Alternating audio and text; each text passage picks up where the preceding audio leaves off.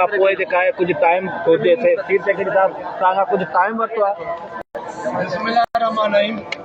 Sindh employees alliance जी leadership 8 लीडरनि ते मुश्तमिल हुई।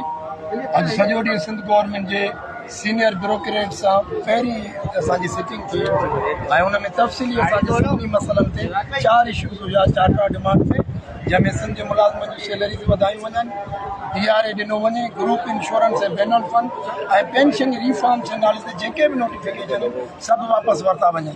इन ते तफ़सीली सीनियर ब्यूरोक्रेट सां मीटिंग थी।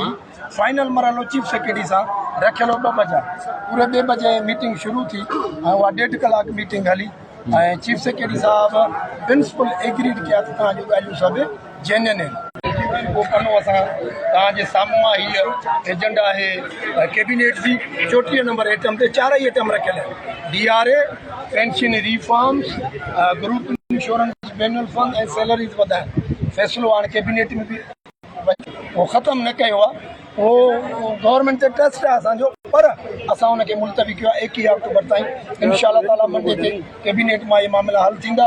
असांजा मुलाज़िम सुभाणे खां पंहिंजे इदारनि ऑफिसुनि में हलिया। अच्छा, इहो ॿुधाइजो सॼी सिंध जा माण्हू एतिरनि ॾींहंनि खां शागिर्द सफ़र करे हुया,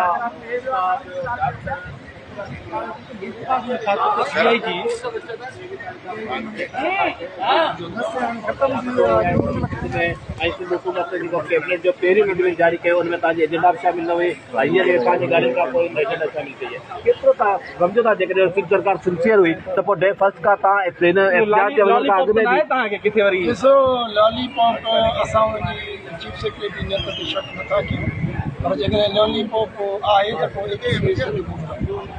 हिनजे करे असां हुन में मुंदुमेन था रखूं ऐं कैबिनेट जे साम्हूं। न त असां हिते गवर्नमेंट में हिते सभु हिते हूंदासीं, तव्हां मीडिया बि हिते हूंदो ऐं हूअं ई बि जेके मामला कैबिनेट में वञणा असां सम्झूं चीफ सेक्रेटरी जारी।